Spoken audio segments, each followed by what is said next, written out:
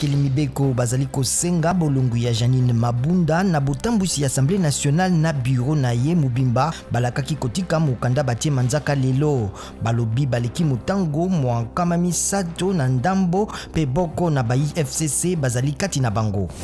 Kolomwaye yenga na 14h30 nde président Félix Tshisekedi akosakola mikano azwi nsima na boyoki bato. Mposo moliki président Tshisekedi asukisaki mikolo zomi na sambo ya koyoka bato.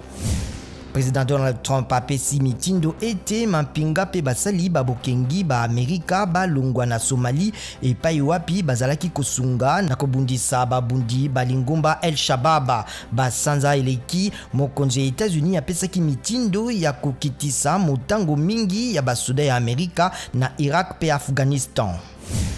Joe Biden oya singeli ya koma mokonzi ya tukuminei na motoba ya États-Unis alobi bato mingi te bakozala na milulu mia bolapi ndayi na ye le 20 janvier na Washington. Alobi bato mingi basengeli kotala yango na TV to na internet pona kotosa malako makobatelama na COVID-19.